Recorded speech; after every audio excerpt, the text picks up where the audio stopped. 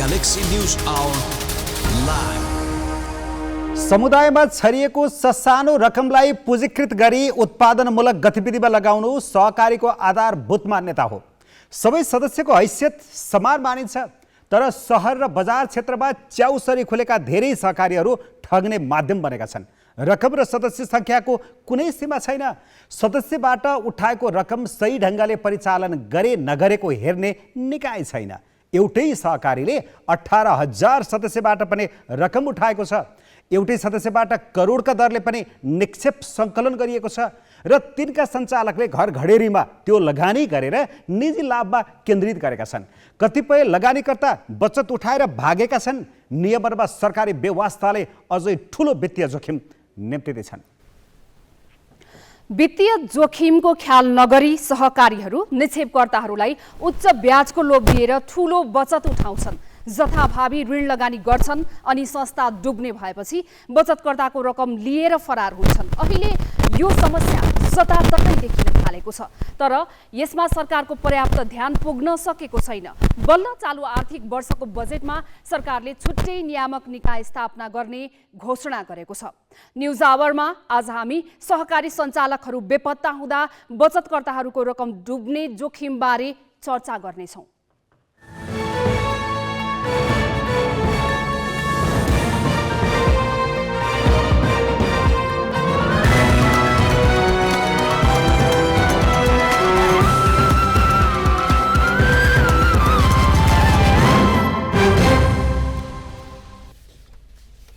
नमस्कार, यो हो ग्यालेक्सी न्युज आवर। अब हेडलाइन्स।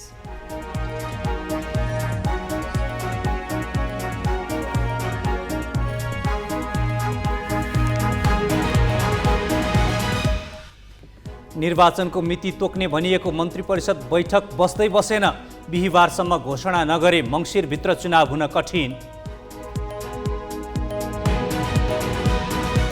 महाकाली सन्धिको 27 वर्षपछि एमाले अध्यक्ष ओलीले बोली फेरे, सन्धिमा कमजोरी रहेको स्वीकार।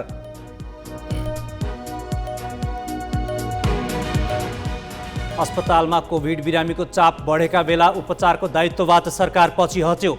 निशुल्क सेवा 17 अस्पतालमा सीमित, 600 भन्दा बढी स्वास्थ्यकर्मी कटौती। बचतकर्ताको रकम फिर्ता नदिने काठमाडौँको गौतमश्री र धरानको बराहा सहकारीका सञ्चालकको सम्पत्ति रोक्का।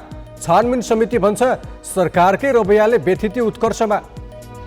र रुसी आक्रमणपछि युक्रेनबाट पहिलो पटक खाद्यान्न निर्यात।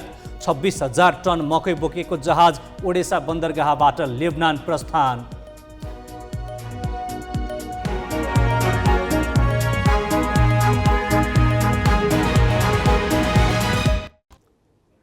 यतिखेर काठमाडौँदेखि धरानसम्म ठुलो रकमको कारोबार गर्ने सहकारीका सञ्चालक सदस्य एवं बचतकर्ताको रकम हिनामिना गरी भागेको गुनासोसहित पीडितहरू विभिन्न निकायमा हार गुहार गरिरहेका छन्।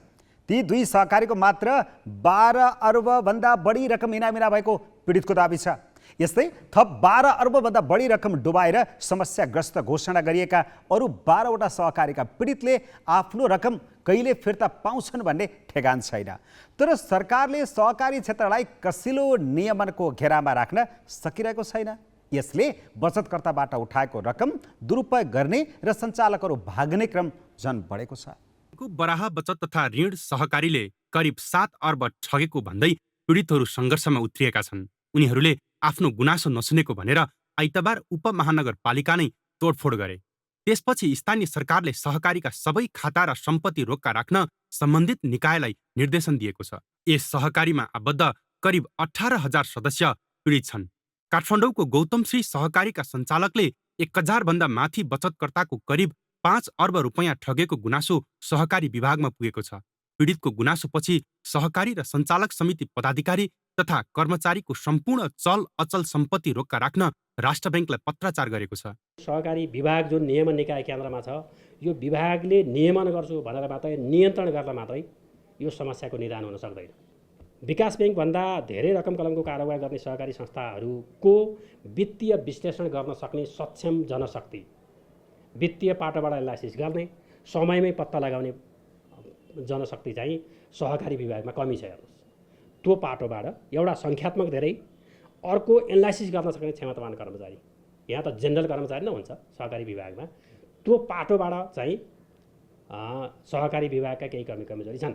खास गरी शहरी क्षेत्रमा टोलै पछि खुलेका यस्ता धेरै संस्थाले सहकारीको भावना र मान्यता विपरीत अन्धाधुन्ध निक्षेप उठाउने र जथाभावी लगानी गर्ने प्रवृत्तिका कारण व्यथिति सतहमा आउन थालेका छन्। तर नियमनको अभाव, कानुनी त्रुटि र समस्याप्रति आँखा चिम्लिने सरकारी रवैयाका कारण सहकारी क्षेत्रमा यस्तो समस्या मौलाएको समस्याग्रस्त सहकारी व्यवस्थापन समितिको ठम्याइ छ।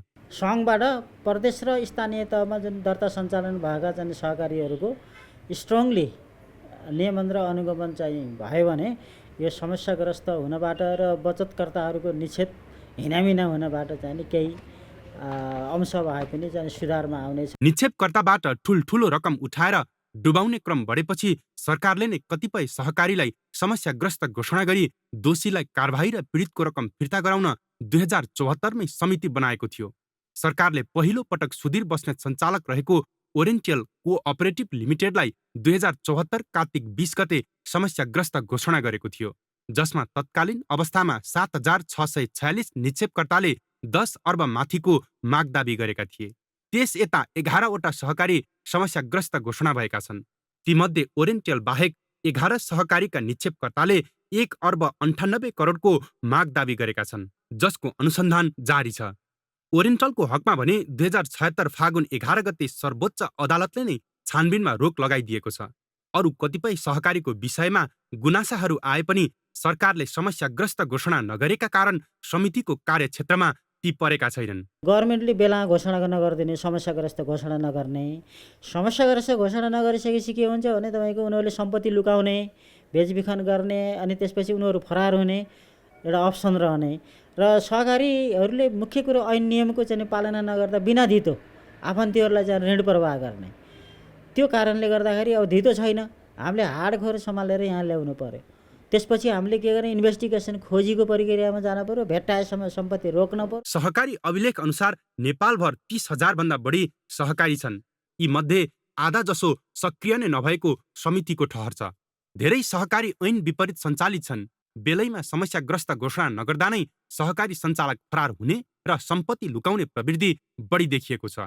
सरकारले 3 खम्बे अर्थनीति अंगीकार गरी सहकारीलाई दरिलो एक खम्बाको रूपमा लिएको छ। तर अनेकन सुविधा लिने वा बचतकर्ताबाट रकम उठाएर निजी अभिष्ट पूरा गर्ने नियतले खोलिएका सहकारीलाई समयमै छानबिनको दायरामा नल्याए धरानको बराहा र कुलेश्वरको गौतमश्री सहकारी प्रकरण अरूतिर पनि दोहोरिँदै जानेछ। क्यामेरामा योगेश लामाका साथमा मिलन बुढाथोकी, काठमाडौँ। सहकारिताको सिद्धान्त नै सदस्यहरूको सामूहिक निर्णयमा संस्था स्थापना, सञ्चालन र नियमन गर्नु हो। सो नियममा बाँधिनुपर्ने सहकारीका नाममा स्थापित केही संस्थाले व्यावसायिकता र कानुन मिचेर आम मानिससँग रकम असुल्दै भाग्ने प्रवृत्ति बढेको छ। मूलत अर्थतन्त्रमा समस्या देखिरहेकै बेला सहकारी संस्थाहरूले बचतकर्तालाई ठगी गरेका एकपछि अर्का घटना बाहिर आइरहेका छन्। यस्ता सहकारीलाई बलियो नियमनको दायरामा ल्याउने बहस भने वर्षौंदेखि गफमै सीमित छ। देशभरका 30,000 भन्दा धेरै सहकारी संस्थासँग झन्डै 5 खर्ब निक्षेप छ। यो मुलुकको समग्र बैंकिङ क्षेत्रसँग भएको स्रोतको 10% हो। यति धेरै पैसाको कारोबार गर्ने सहकारी क्षेत्रका लागि बलियो नियामक छैन। वर्षौंदेखि राष्ट्र बैंक मातहतमै दोस्रो तहको नियामक निकाय खडा गर्ने विषय उठे पनि त्यसको कार्यान्वयन भएको छैन। सहकारी विभागले नियमनको काममा हात हाल्नै सकेको छैन। संघीयता कार्यान्वयनमा आएपछि 2074मा सरकारले नयाँ सहकारी ऐन जारी गरेर सहकारी संस्थालाई धेरै हदसम्म स्वनियमनमा बस्न भनेको थियो। यसका लागि थुप्रै व्यवस्था त भए, तर ती व्यवस्था कागजमै सीमित छन्। यस अवस्थामा चाहिँ हामीले भइरहेका संस्थाहरूलाई, नियामक निकायहरूलाई व्यावसायिक बनाउनु पर्यो, क्षमतावान बनाउनु पर्यो, सहकारी संस्थालाई मूल्य मान्यता अनुरूप चलाउनु पर्यो, स्वनियममा जाने वातावरण बनाउनु पर्यो। किनभने सहकारी भनेको त स्वनियममा रहने संस्था हो नि त। त्यस कारणले चाहिँ स्वनियममा जानु पर्यो। त्यहाँभित्रको आन्तरिक सुशासन गर्ने संस्थाहरू छन्। सहकारी तपाईँको चाहिँ यो लेखा सुपरभिजन समिति भन्ने छ, सञ्चालन समिति छ, अरू विशेष समितिहरू छन् होइन। यी कुराहरू हुनु पर्यो। 2068मा भएको एउटा सरकारी अध्ययनले राष्ट्र बैंक अन्तर्गत दोस्रो तहको नियामक निकाय खोलेर सहकारीको नियमन गर्न सुझाएको थियो। तर सहकारीको संख्या धेरै भएकाले एकीकृत प्रणालीबाट नियमन गर्न सजिलो पनि छैन। यही कारण विषयगत सहकारीहरूका आफ्नै आफ्नै सङ्गठन छन्। त्यस्ता 20 भन्दा बढी केन्द्रीय सङ्घ र एउटा महासङ्घ छ। यस्ता छाता संस्थाहरूलाई पनि नियमनको कानुनी अधिकार प्रत्यायोजन गर्न सकिने अध्ययन प्रतिवेदनमा औल्याइएको थियो। यसमा पनि काम हुन सकेको छैन। पैसाको कारोबार भएकोले नेपाल राष्ट्र बैङ्कले नै हेर्नुपर्छ। अब विश्वभरि त्यही अभ्यास छ, तर हाम्रो नेपालमा चाहिँ सहकारी विभाग अहिले त तपाईँको यो सङ्घीयता आएपछि अब यो कामहरू चाहिँ प्रदेश सरकारलाई अनि त्यसपछि नगरपालिका गाउँपालिकासम्म पुगेको छ नियमन गर्ने अधिकार होइन। अब यो चाहिँ पैसाको कारोबार हो, त्यसरी पैसाको कारोबार नेपाल राष्ट्र बैङ्कले सेन्ट्रल ब्याङ्कले हेर्नुपर्छ भन्ने नि धारणा मेरो हो। हामीले चाहिँ म चाहिँ त्यहाँ 67 सालमा चाहिँ सहकारी विभागको रजिस्ट्रार हुँदाखेरि त्यतिखेर 68 सालमा हामीले चाहिँ एउटा अध्ययन प्रतिवेदन पनि बुझाएको थियौँ नेपाल सरकारलाई त्यतिखेर अघि। त्यो अध्ययन प्रतिवेदनले के भन्छ भनेदेखि नेपाल राष्ट्र बैङ्क अन्तर्गतै सेकेन्ड टायर इन्स्टिट्युसन्स खोलेर यी सहकारीको नियमन गर्नुपर्छ। कतिपय विज्ञ चाहिँ नियमनको नाममा भिन्दै अड्डा खडा गर्ने र केही कर्मचारीहरू भर्ना गर्ने चक्रमा लाग्नुभन्दा शक्तिशाली व्यक्तिलाई सहकारीमा बस्न नदिने उपाय अघि सार्नु उपयुक्त हुने ठान्छन्। ठुला पदमा रहेका व्यक्तिहरू, त्यो कर्मचारी होस् कि नेता होस् कि अथवा चाहिँ तपाईँको चाहिँ विभिन्न पोलिटिकल पार्टीमा लागेका व्यक्तिहरू हुन्, यिनीहरूलाई चाहिँ त्यहाँ रहनु हुँदैन। मेयर, उपमेयर, सांसदहरू अथवा चाहिँ कुनै पोलिटिकल पार्टीको केन्द्रीय सदस्यहरू, यस्तो व्यक्ति चाहिँ सहकारीको चाहिँ तपाईँको चाहिँ सङ्घमा, सहकारीको संस्थामा, उनीहरूको लिडरसिपमा भयो भने राजनीतिको छाया पर्छ, अथवा प्रशासनिक व्यक्तिहरू भयो भने प्रशासनको छाया पर्छ त्यहाँ। यो अवस्थामा चाहिँ तपाईँ म जस्तो सानो कर्मचारीले त्यसलाई नियमन गर्नलाई हामीले सक्दैनौँ, किनभने उहाँहरूको दबाब प्रभाव छुट्टै हुन्छ।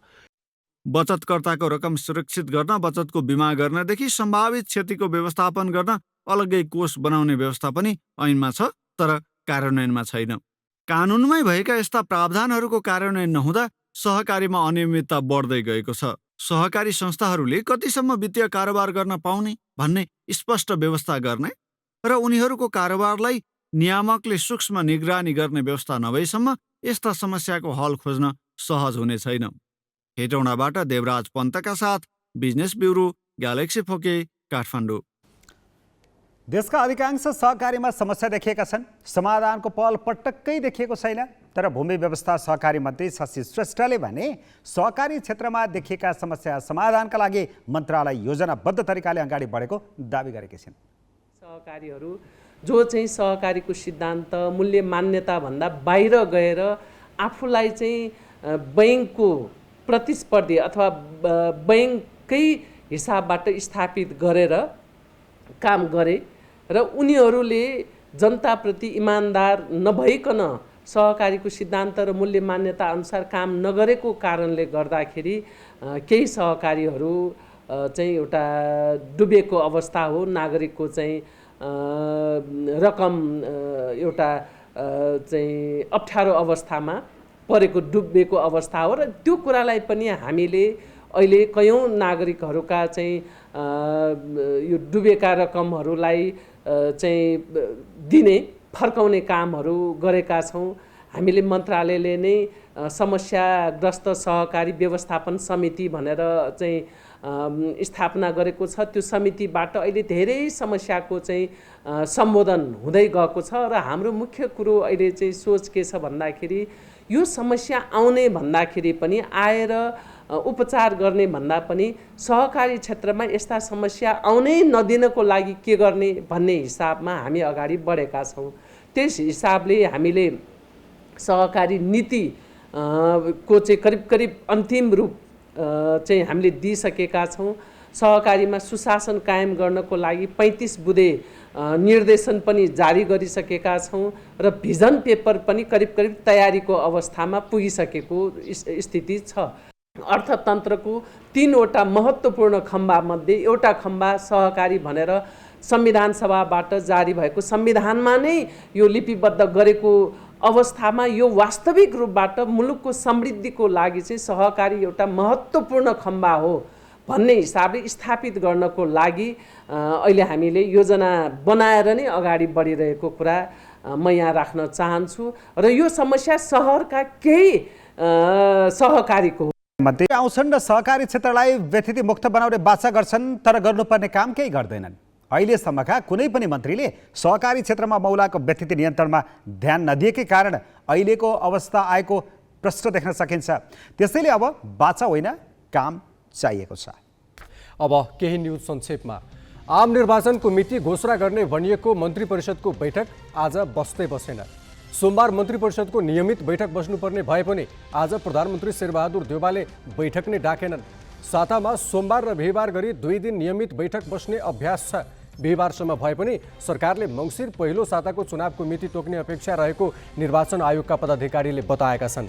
बिहिबारसम्म मिति घोषणा नभए मङ्सिरभित्र चुनाव गराउन कठिन हुने आयोगका पदाधिकारीको भनाइ छ। आयोगले असार तेस्रो साता नै मङ्सिर 2 मा निर्वाचन गर्न उपयुक्त हुने परामर्श दिएको थियो। चुनाव तयारीका लागि 120 आवश्यक पर्ने भए पनि आयोगले अपेक्षा गरेको मितिमा चुनाव गराउन अब 110 दिन पनि बाँकी छैन। प्रमुख निर्वाचन आयुक्त दिनेश कुमार थपलियाले प्रधानमन्त्री सहित सरकारी अधिकारीलाई भेटेर चुनावको मिति चाँडो घोषणा गर्नुपर्ने आधार र कारण सहितको पत्र नै दिएका छन्। त्यसमा मतदाता नामावली अध्यावधिक गर्न मात्रै 60 दिन लाग्ने र अन्य तयारीका लागि थप 60 दिन आवश्यक पर्ने उल्लेख छ। सरकार चुनावको मिति घोषणामा ढिलाइ गरिरहेका बेला केही सत्तापक्षका सांसदले निर्वाचन कानुन संशोधनका लागि निर्देशन दिन जरुरी सार्वजनिक महत्त्वको प्रस्ताव दर्ता गराएका छन्।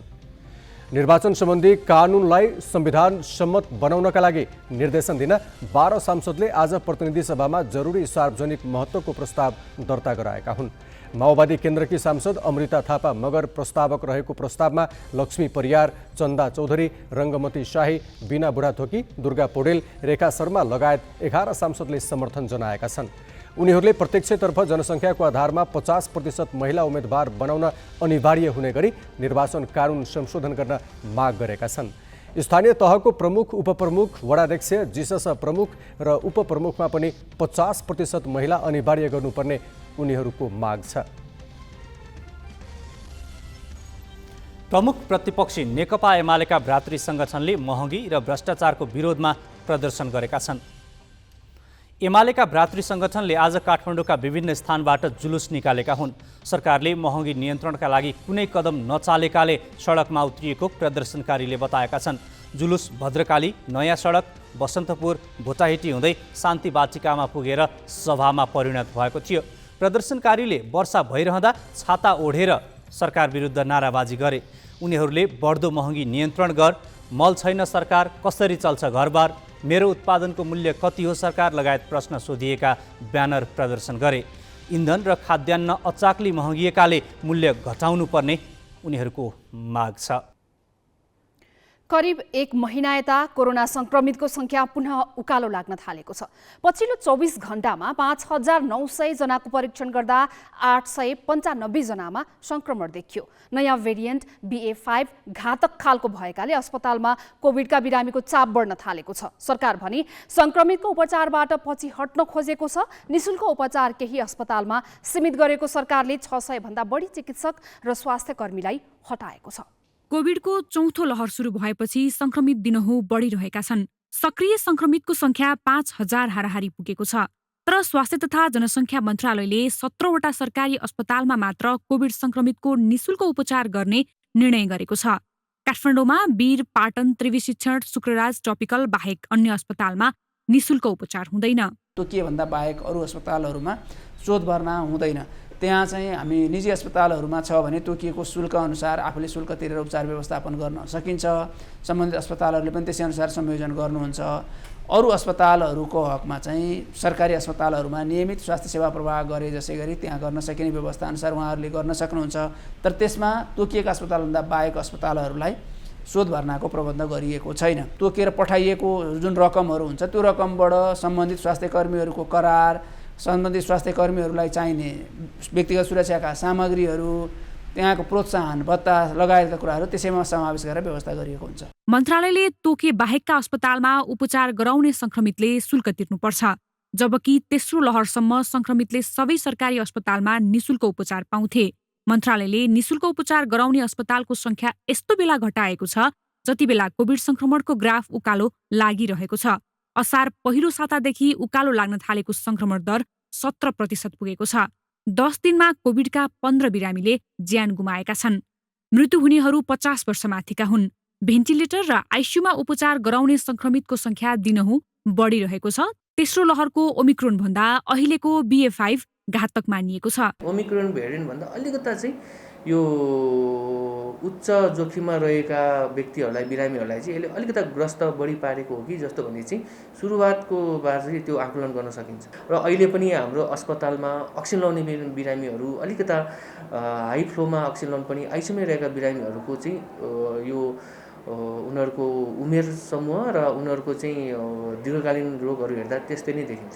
अहिले 10 वर्ष मुनिका बालबालिकामा संक्रमण दर बढेको छ। एक सातामा 60 बालबालिका संक्रमित भएका छन्। संक्रमणको ग्राफ उकालो लागिरहँदा मन्त्रालयले यसअघि संक्रमण रोकथामकै लागि भनेर करारमा नियुक्त 600 भन्दा बढी चिकित्सक र स्वास्थ्य कर्मीलाई हटाएको छ। यसबाट सरकारी अस्पतालको उपचार सेवा झनै प्रभावित हुनेछ। कतै निजी अस्पताललाई मालामाल हुन दिनका लागि यो कदम चालिएको होइन भन्ने प्रश्न यतिखेर टटकारो बनेको छ। क्यामेरामा जय तामाङ र सबिन महर्जनका साथ प्रज्ञतिमल सिन्हा, ग्यालेक्सी 4K, काठमाडौँ। अब केही न्युज संक्षेपमा। रुसी आक्रमणपछि युक्रेनबाट पहिलो पटक खाद्यान्न निर्यात भएको छ। खाद्यान्न बोकेको युक्रेनी कार्गो जहाज आज अडेसा बन्दरगाहबाट छुटेको छ। युक्रेनको पूर्वाधार मन्त्रालयले खाद्यान्न बोकेको रजोनी जहाज बन्दरगाहबाट लेबनानका लागि छुटेको जनाएको छ। जहाजमा 26,000 टनभन्दा बढी मकै छ। बन्दरगाहबाट जहाज छुटेपछि युक्रेनका पूर्वाधार मन्त्री अलेक्जेन्डर कुब्राकोभले ट्विट मार्फत सबै साझेदार देशलाई धन्यवाद दिएका छन्। टर्की र संयुक्त राष्ट्रसङ्घले गत महिना रुस र युक्रेनको अन्न र मल निर्यातबारे सम्झौता गरेका थिए। रुसमाथि पश्चिमा देशको प्रतिबन्ध र युक्रेनको पूर्वी समुद्री किनारमा युद्धले खाद्यान्न बोकेका जहाज बन्दरगाहबाट सुरक्षित रूपमा छुट्न समस्या थियो। अमेरिकी सभामुख न्यान्सी पेलोसीको एसिया भ्रमण सुरु भएको छ।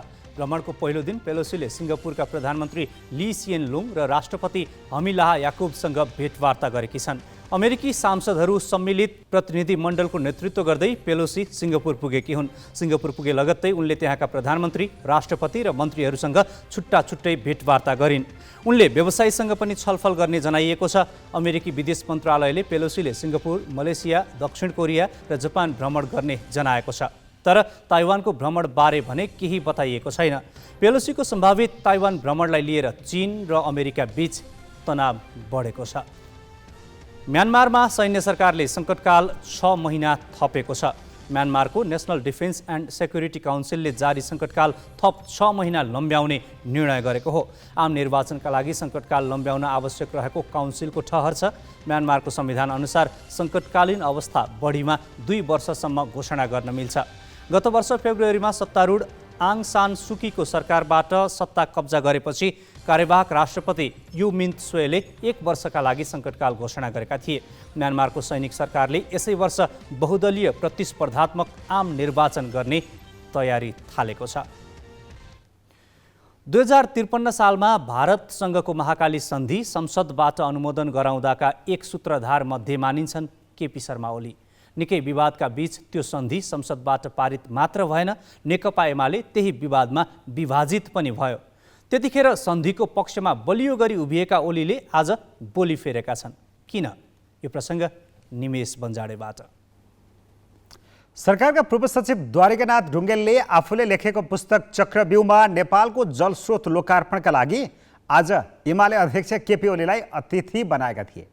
कार्यक्रममा पूर्व प्रधानमन्त्री लोकेन्द्रबहादुर चन्द र पूर्व जलस्रोत मन्त्री पशुपति शमशेर राणा पनि थिए। चन्द्र राणा सत्तामा रहेका बेला 2053मा भारतसँग विवादास्पद महाकाली सन्धि भएको थियो।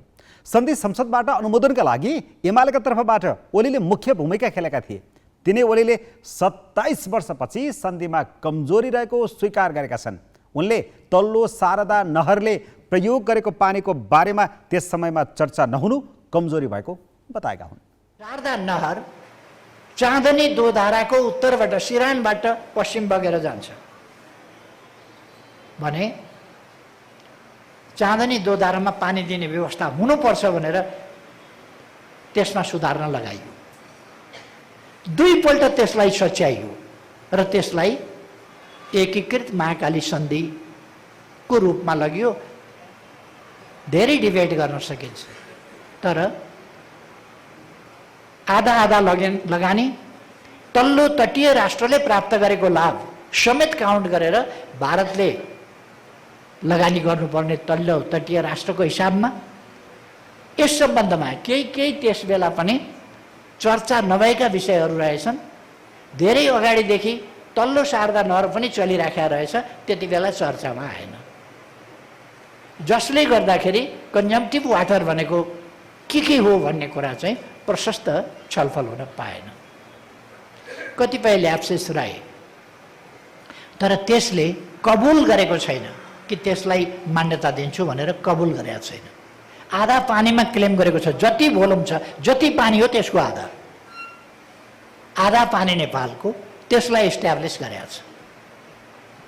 कृपापूर्वक दिइएको होइन, अधिकार स्वरूप लिइएको हो। निकै ठुला आरोपमा राजनीतिक तहबाट टालटुले छानबिनको औपचारिकता गुजारेर माओवादी नेता जनार्दन शर्मा फेरि अर्थ मन्त्रालयको नेतृत्वमा दोहोरिन पुगेका छन्। संसदीय विशेष छानबिन समितिले आरोप पुष्टि गर्ने कुनै प्रमाण फेला नपरेको जनाएर शर्मालाई सफाई दिएको छ। बजेटमा अनधिकृत व्यक्ति मार्फत गरिएको भनिएको चलखेल र सीसीटीभीका दृश्य मेटाइएको प्रकरण के अब यत्तिकै सामसुम भयो त? अर्थ मन्त्रालयकै पूर्व सचिव रामेश्वर खनाल भन्छन्, राजनीतिक तहमा सहमति हुँदैमा यति गम्भीर विवाद यत्तिकै सकिँदैन। रिकभर गरेपछि केही दृश्यहरू चाहिँ स्पष्ट छन्। जुन दृश्यहरू देखिनु पर्ने थियो ती मेटाइएको अथवा त्यो चाहिँ अब रिकभर गर्ने बेलामा पनि त्यसलाई लुकाइएको जस्तो प्रतीत हुन्छ। संसदीय समितिले आफ्नो गरिमा बमोजिम दायित्व निर्वाह गरेन र अब गर्न सक्ने सामर्थ्य पनि यसको छैन भन्ने प्रश्न भएको हुनाले अब आइन्दा संसदीय समितिको त कुनै अर्थ छैन।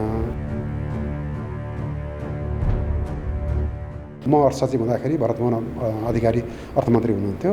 उहाँको पालोमा अर्थ मन्त्रालयभित्र होइन कि बाहिर बजेट बनाउने प्रयत्न भयो, पटक भयो, 5 पटक भइसकेपछि मैले यसरी बनाउनु हुँदैन, यो त गलत काम हो, यसलाई सहयोग गर्न सकिन्न भनेपछि अब त्यो रोक्ने अवस्था पनि रहेन, किनभने 5 पटकसम्म प्रयत्न गर्दा पनि रोकिएन। त्यो प्रयत्न बाहिर भइरहेको रहेछ, रोक्न नसकेपछि मैले छोडेर हिँडेको हो। अहिले चाहिँ अब अर्थ मन्त्रालय प्रणालीभित्र कर्मचारी तन्त्र किन डरायो भन्ने कुरा त मैले भन्न सक्ने कुरो भएन, उहाँहरूसँग मैले कुरा गरेको छैन। तर यसपालि चाहिँ के भयो भने मन्त्रालयभित्रै भयो। मन्त्रालयभित्रै भएको चाहिँ सम्भवतः यो पहिलोपटक होला। मन्त्रालयभित्रै गोप्य काम गरिरहेको अवस्थामा बाहिरको मान्छे कहिले पनि गएको उदाहरण छैन। योभन्दा अगाडि कहिले पनि यस्तो प्रश्न उठेको छैन। मन्त्रालय बाहिर बसेर कुनै होटेलमा रेस्टुरेन्टमा कुराकानी गरेको चाहिँ 1-2 पटक विगतमा भएको थियो होला, तर त्यो सार्वजनिक चाहिँ भएन होइन। मेरो पालामा त मैले भनिहालेँ त्यो बाहिर भएको हुनाले मैले राजनीतिबाट निस्किया हो। अब यसपालि चाहिँ भित्रै गयो, यो पहिलोपटक यो इतिहासमा, नेपालको इतिहासमा, अब नेपालले बजेट बनाउन थालेको 70-72 वर्षको इतिहासमा यो पहिलोपटक यस्तो घटना घटिरहेछ होइन। सरकारले छानबिन गर्छ नभनेसम्म छानबिन हुँदैन। तर अब सञ्चार माध्यमले कतिपय अवस्थामा विगतमा पनि तपाईँले देख्नुभयो होला, सञ्चार माध्यमले प्रमाणसहित नै यदि सार्वजनिक गर्यो, कुराहरू सार्वजनिक गर्यो भने भविष्यमा गएर छानबिन हुनसक्छ, नहुन सक्ने कुरो भएन। किनभने कुनै व्यक्तिले राज्यको कुनै पदमा रहेको बेलामा गरेको गल्ती 10औं वर्षपछि पनि छानबिन भएको उदाहरणहरू छन्। गए रातिदेखि परेको पानीले पोखराको बुढुवा फाँटका 50 भन्दा बढी घर डुबानमा परेका छन्। पहिरोले पुरिएर एकजनाको मृत्यु भएको छ भने 2 जना घाइते भए। सरकारले बुढुवा क्षेत्रलाई अन्तर्राष्ट्रिय सिमसार क्षेत्रमा सूचीकृत गरिसकेको भए पनि यो क्षेत्रमा बस्ती बाक्लिँदै गएको छ। पानीको भरपर्दो निकास नहुँदा सानोतिनो वर्षातमा पनि बस्ती डुबानमा पर्छ, जसका कारण पानी पर्ने बित्तिकै यस फाँटका बासिन्दा बासका लागि अन्यत्रै धाउनुपर्छ। पोखरा महानगरपालिका वडा नम्बर 13मा रहेको कमल पोखरीमा छौँ, जुन ठाउँमा अहिले डुबान भइरहेको छ। हिजो बेलुकाबाट पानी परेर डुबानमा परेको यो बस्ती अहिलेसम्म पनि पानी क्लियर हुन सकेको छैन भने पानी घरभित्र छिरेको छ र कतिपयको जिन्सी सामानदेखि लिएर घरभित्र बस्न सक्ने अवस्था पनि छैन र त्यसै गरी कतिपय चाहिँ एक घरबाट निस्किएर अर्को घरमा पुग्न सक्ने अवस्था पनि छैन। रातभरि नै पानी पर्यो यहाँ? रातभरि नै पर्यो। यहाँ कति जति घर छन् र कसरी? यहाँ 20-25 घर जति छ।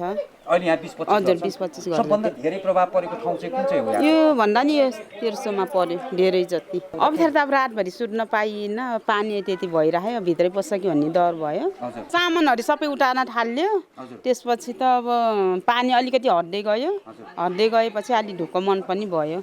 हिजो बेलुका चाहिँ पानी चाहिँ 6-7 बजीबाट नै सुरु भएको सर, अनि हामी यस्तो नहोला भनेर बसिरहेको थियौँ। 12 बजीतिर त पानी तालियो, म आफ्नो मान्छे घटेर गएँ सर। पानी रोकिएपछि घरमा आउने, पानी पर्न लाग्छ दुगुर्ने।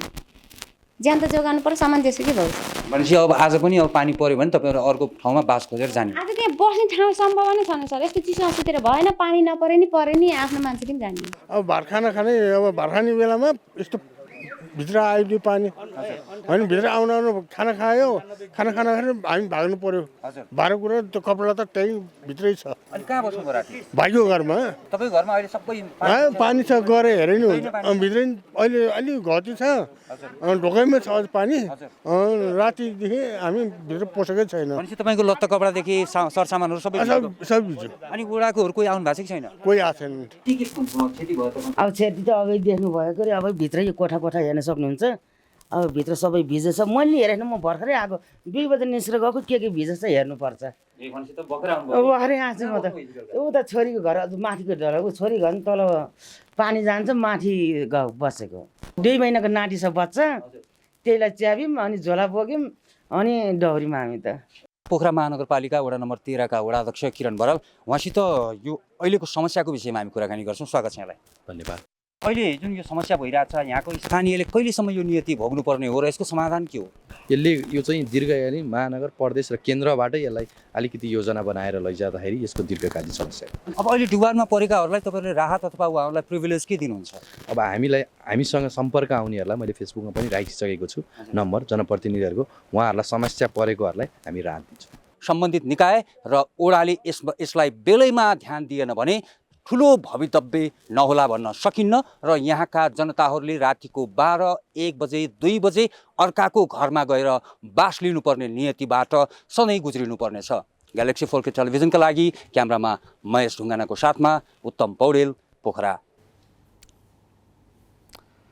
सरकारले घरेलु कामदारका रूपमा महिलालाई खाडी मुलुकमा पठाउन रोकेको 5 वर्षभन्दा बढी भयो। यस बीचमा रोजगारीको खोजीमा भौतारिएका कतिपय महिलालाई मानव तस्करले अवैध रूपमा खाडी मुलुक पुर्याए पनि देशभित्र रोजगारीका पर्याप्त अवसर नरहेकाले प्रतिबन्ध हटाउन सरकारमाथि दबाब बढेको बढी छ। प्रतिनिधि सभाको उद्योग वाणिज्य तथा उपभोक्ता हित समितिले यसै विषयमा छलफलका लागि आज श्रम मन्त्री शेरबहादुर कुँवर र सचिव एक नारायण अर्याललाई बोलाएको थियो, जहाँ सचिव अर्यालले घरेलु कामदारका रूपमा जाने महिलाको सुरक्षाको प्रत्याभूति नभएसम्म प्रतिबन्ध फुकुवा नगर्ने बताए। घरेलु कामदारको इस्यु फेरि पनि मैले भने यो भेरी सेन्सिटिभ। यो चाहिँ कस्तो छ भने हजुरको एउटा देशलाई खोल्ने बित्तिकै के हुन्छ भने हामी त डिप्लोमेटिकली फेरि अर्को देशसँग पनि हामी सहयोग लिइरहेको छौँ नि त। अर्को देशले उसलाई खोलिस् मलाई किन दिनुहोस् भन्ने हुँदो रहेछ क्या यो। जब हामी एउटै चाहिँ नि भोलि इन्टरनेसनल फोरममा चाहिँ नि बस्दाखेरि मिटिङहरूमा बस्दाखेरि चाहिँ कतारलाई दिएस् भने मलाई साउदी अरेबियालाई किन दिएन त, त्यसो भए साउदी फन्डबाट हामीले सहयोग गर्दैनौँ भन्ने खालको कन्सेप्ट पनि आउने भयो हुनाले हामीले एउटा राज्यले एउटा पोलिसी बनाउनु पऱ्यो। यसमा चाहिँ विभिन्न राजनीतिक दलहरूसँग छलफल गर्नु पऱ्यो। मानवाधिकार आयोग, महिला आयोग, हाम्रो चाहिँ कानुन मन्त्रालय सबै यो समितिसँग सबैसँग छलफल गरेर चाहिँ के हो त राज्यले गर्नुपर्ने विषय के हो भन्ने विषयमा चाहिँ हामीले एउटा मन्त्रालयले एउटा वर्कआउट गरिरहेछ। त्यो वर्कआउट गरिसकेपछि त्यो सेक्युरिटीको एसुरेन्स नभइकन, मैले अहिले पनि भन्न चाहन्छु, सेक्युरिटीको एसुरेन्स नभइकन गरिब छ भनेर महिलालाई चाहिँ विदेश पठाउने पक्षमा चाहिँ एज अ सेक्रेटरी म चाहिँ छैन। म चाहिँ यो पनि समितिलाई म यहाँ निवेदन गर्न चाहन्छु। अब त्यो देशको सरकारले श्रममा विभेद गर्ने, उद्धार गर्नुपर्ने बेलामा चाहिँ उद्धार नगरिदिने, हाम्रो मान्छेलाई एमएससीको मान्छेलाई इभन एमएसटरभित्र छिर्न पनि त्यो कम्पनीमा पाउँदैन। त्यो कुरो जानकारी हुँदाहुँदै त्यो देशमा हामीले महिला कामदार कसरी सप्लाई गर्ने? It's very sensitive.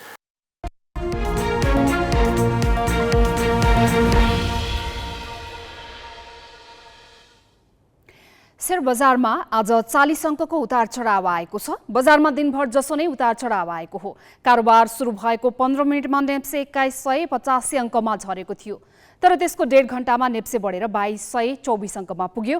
यो वृद्धि अन्तिमसम्म टिकिरहन सकेन। नेप्से अन्तिममा 2196.25 अङ्कमा कायम भयो। बैंक, व्यापार, जलविद्युत, उत्पादनमूलक र लगानी समूहले बजार रातो हुनबाट रोके। नेप्से 1.15 अङ्कले बढ्यो। 58 कम्पनीको सेयर मूल्य बढ्दा 115 कम्पनीका लगानीकर्ताले भने गुमाएका छन्। 4 अर्ब 67 करोड रुपैयाँको कारोबार भएको छ।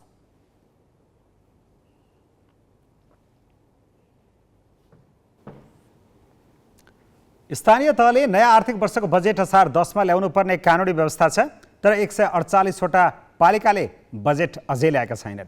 जनप्रतिनिधि बीचको विवाद बजेट ल्याउन ढिलाइको मुख्य कारण हो। बजेट अभावमा एकातिर पालिकाको काम अस्तव्यस्त बनेको छ भने अर्कातिर अपारदर्शी खर्च बढेको छ। कानुन अनुसार सम्बन्धित गाउँ नगर सभामा बजेट पेश भई स्वीकृत नभएसम्म स्थानीय तहले बजेट खर्च गर्न पाउँदैनन्।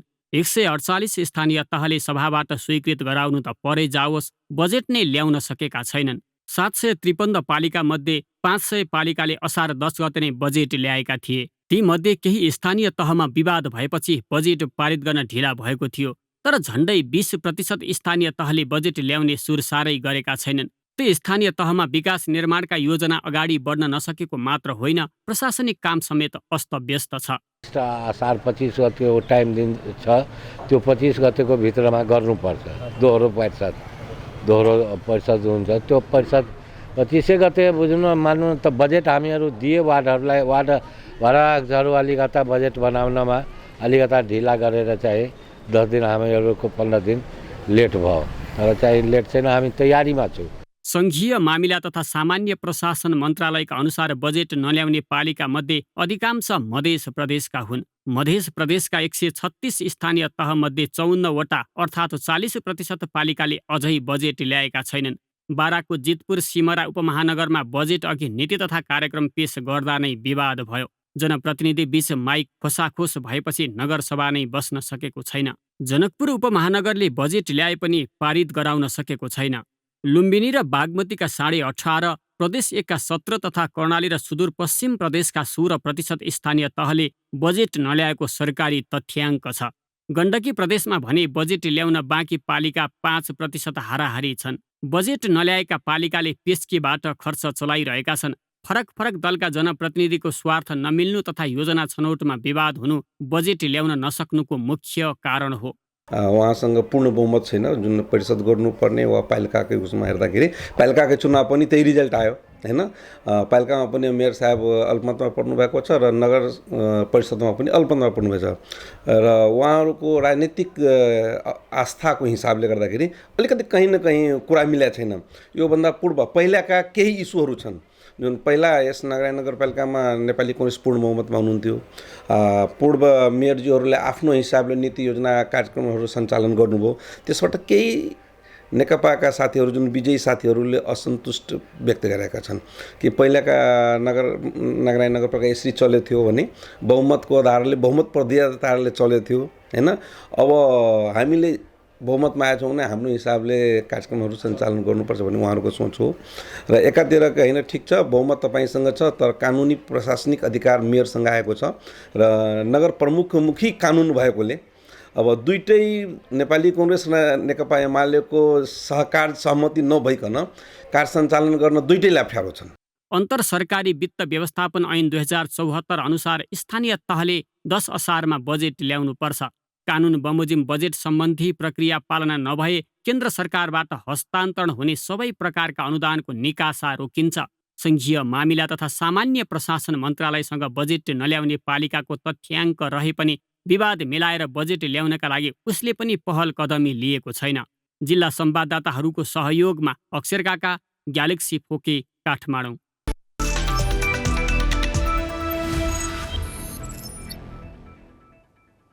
भारतमा जारी साफ अन्डर-20 च्याम्पियनसिपका सुरुवाती 2 खेल नेपालले जित्यो, तर बलियो भारतसँग नेपाली युवा टोलीले लज्जास्पद हार बेहोर्यो। हारेपछि खेलाडी आलोचनाको तारो बने। प्रशिक्षक मेघराज केसीले हारको जिम्मा लिए। हारमा मुख्य दोषी भने अखिल नेपाल फुटबल सङ्घ एन्फा हो, जसले खेलाडी उत्पादनदेखि तयारीमा बेवास्ता गर्दै आएको छ। फुटबलको प्रोग्रामहरू एकदमै ग्याप भइरहेको छ। जस्तो अहिले हामीले अन्डर-20 खेल्नु पर्दाखेरि पनि हाम्रो सपोर्टिङ टिमहरू चाहिँ थिएन। जुन अहिले फुटबल जसरी चलिरहेको छ त्यसको असर पनि हो। राष्ट्रिय टिम भएको भए हामीले अपोनेन्टको टिमहरूको विषयमा धेरै कुराहरू हामीले जानकारी पनि पाउन सक्थ्यौँ। हामी अहिले साउथ एसियामा छौँ, यसमा चाहिँ हामी फुटबलमा निकै तल छौँ। जस्तो कि अहिले अर्को टिमको अन्डर-20 टिम कस्तो छ भन्ने पनि अहिले 4-5 वर्षदेखि कसैले पनि काहीँ पनि देख्न पनि पाएको छैन। प्रशिक्षक केसीले भारत जानु अघि दिएको अभिव्यक्ति मात्र नेपाली टोलीको लज्जास्पद हारको कारण होइन। छोटो तयारीमा साफ च्याम्पियनसिप खेल्न नेपाली टोली भारतको भुवनेश्वर पुगेको थियो। सुरुवाती 2 खेलमा उत्कृष्ट प्रदर्शन गरेको नेपाली टोली घरेलु टोली भारतसँग भने 8-0 को लज्जास्पद हार बेहोर्न पुग्यो। भारतीय फुटबल सङ्घले युवा खेलाडीमा गरेको लगानी र तयारी हेर्दा 8-0 को हार अपेक्षाकृत नै मान्नुपर्छ। नेपाली टोलीको लज्जास्पद हारमा सबैभन्दा ठूलो दोष एन्फाको छ। 2076 मा 19 वर्ष मुनिको साफ च्याम्पियनसिपमा भुटानसँग 3-0 गोलले पराजित भई नेपाल प्रतियोगिताबाटै बाहिरिएको थियो। सम्भवतः भुटानसँग नेपालको त्यो नै पहिलो हार थियो। त्यो हारबाट नेपालले केही सिक्नुपर्ने थियो। त्यति बेला भुटान 1 वर्षको तयारी गरेर साफ च्याम्पियनसिप खेल्न नेपाल आएको थियो। भुटान फुटबल संघले युवा खेलाडीको एक टोली बनाएर आफ्नो घरेलु लिगमा प्रतिस्पर्धा गराउँदै आएको थियो। तर पछिल्लो 3 वर्षसम्म एन्फाले युवा खेलाडी विकासमा कुनै काम गर्न सकेन।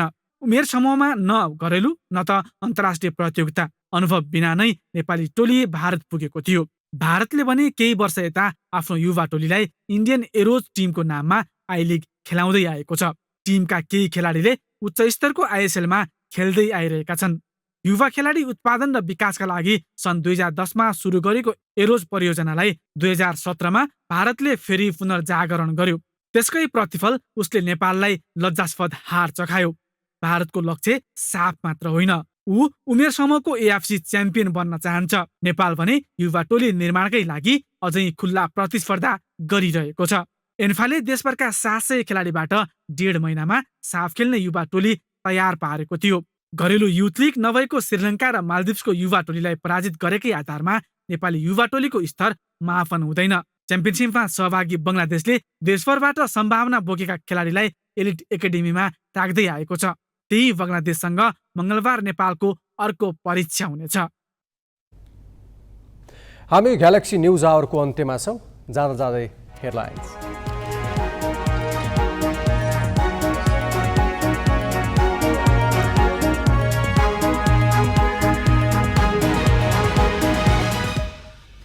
निर्वाचनको मिति तोक्ने भनिएको मन्त्री परिषद बैठक बस्दै बसेन। बिहिबारसम्म घोषणा नगरे मङ्सिरभित्र चुनाव हुन कठिन। महाकाली सन्धिको 27 वर्षपछि एमाले अध्यक्ष ओलीले बोली फेरे। सन्धिमा कमजोरी रहेको स्वीकार।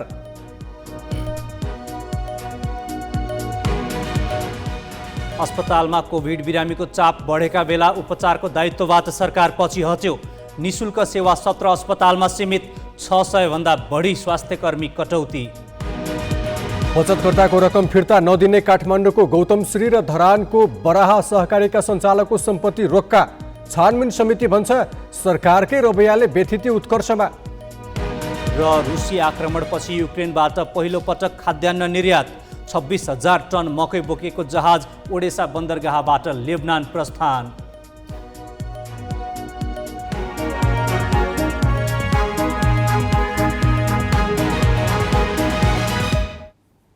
आजलाई ग्यालेक्सी न्युज आवर सकियो। नमस्ते।